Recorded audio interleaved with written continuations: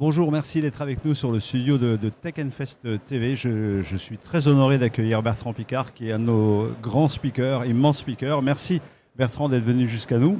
Bonjour et avec plaisir. Dès hier soir, nous avons échangé sur votre vision de ce qui est depuis des années votre combat.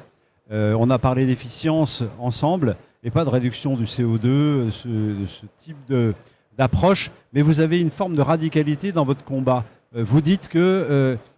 en gros, ça ne sert à rien de crier, de hurler au loup. Ce qu'il faut, c'est agir. C'est bien ce que j'ai compris? C'est-à-dire, il faut crier au loup dans le sens où il faut dénoncer les problèmes. Mais une fois qu'on a dénoncé les problèmes, il faut chercher des solutions et pas continuer à ne parler que des problèmes en créant une éco-dépression, une éco-anxiété, en donnant aux gens l'impression qu'il n'y a ni solution ni avenir. Parce que ça rend tout le monde tellement pessimiste que plus personne ne fait quoi que ce soit en pensant que tout est foutu. Donc, ce n'est pas ça qu'il faut faire. Ce qu'il faut faire, c'est amener des solutions, et amener des solutions qui soient enthousiasmantes, qui soient rassembleuses, et qui permettent de réconcilier écologie et économie. Donc des solutions qui montrent que l'écologie peut devenir économiquement rentable, et que l'industrie peut devenir propre. C'est de ça qu'il s'agit si on veut un vrai résultat, qui soit indépendant des idéologies de gauche, de droite, d'écolo, d'industriels, etc. Et on vous connaît plus sous l'aspect aventurier. C'est finalement l'image qui vous sert à parler du reste. Et votre travail, finalement, il est très proche du monde économique, très proche des entreprises. Et vous mettez aussi en place des conseils, voire des concepts que vous leur proposez. Et il y en a un qui a attiré mon attention, c'est la servitisation. Vous pouvez nous expliquer ce que c'est? Oui, parce que ce qui se passe, c'est qu'on sait très bien que si on devient efficient, on gaspille moins, les marges bénéficiaires sont plus hautes, et en même temps, on protège l'environnement tout en soutenant l'économie et la création d'emplois. Mais maintenant, devant l'efficience, il faut souvent un investissement initial. Il faut remplacer ce qui pollue par quelque chose qui protège l'environnement. Et ensuite, pendant 10 ou 20 ans, on économisera beaucoup d'argent. Mais comment est-ce qu'on permet aux privés et aux PME de faire le premier pas? Et ça, c'est le système de servitisation, où en fait, le porteur de solution peut amener la solution à son client en disant elle sera installée gratuitement. Parce qu'il y a un fonds d'investissement qui va financer l'implémentation.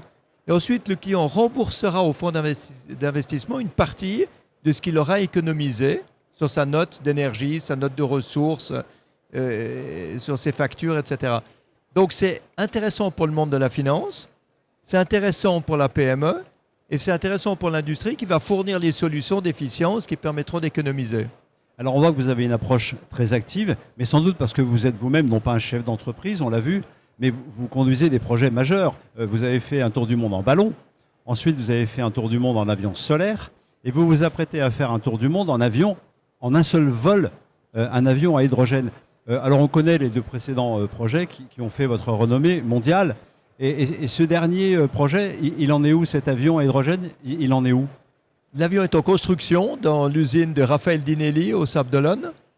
Et on devrait avoir, dans la deuxième partie de l'année, la possibilité de faire les premiers vols tests avant de faire des vols plus longs et de tenter le tour du monde vers 2029. Et quand vous allez partir pour combien de temps? C'est un vol de 9 jours, 180 km à l'heure, 3000 mètres d'altitude, 40 000 km. Ça fait à peu près 9 jours de vol. Mais 9 jours de vol, c'est l'aventure elle-même. Mais ce qui est fondamental, c'est d'expliquer pourquoi. Et on va communiquer avec les écoles, avec les universités, le public, les gouvernements. C'est pour ça qu'on a Orange comme partenaire. C'est parce qu'on doit relayer tout ce message auprès de tout le monde. Et c'est un message d'esprit de pionnier, c'est un message d'innovation, un message de disruption qui consiste à dire, écoutez, aujourd'hui, il y a des tas de choses qui sont considérées comme impossibles et c'est pour ça qu'il faut essayer de les faire. Une aviation décarbonée à l'hydrogène, bien sûr, mais tout le reste, toute la transition énergétique, toute la modernisation de notre monde pour le rendre plus efficient, moins polluant, en gaspillant moins, tout ça, c'est des choses qui sont considérées d'habitude comme des fardeaux alors que ça doit être considéré comme hyper enthousiasmant. Alors deux choses. La première, c'est que vous entamez une traversée, vous travaillez avec Raphaël Dinelli, donc finalement vous avez une approche presque de marin solitaire. Vous allez tout avoir dans le bateau et pendant 9 jours, vous restez dans le bateau, vous dormez dans le bateau, vous mangez dans le bateau. Enfin, vous êtes dans une capsule presque spatiale. Alors dans l'avion, pas dans le bateau. Oui, mais comprenez l'image.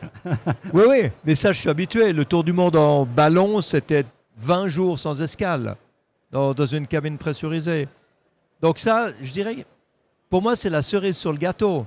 C'est le moment où on peut enfin voler avec l'engin qu'on aura préparé pendant des années.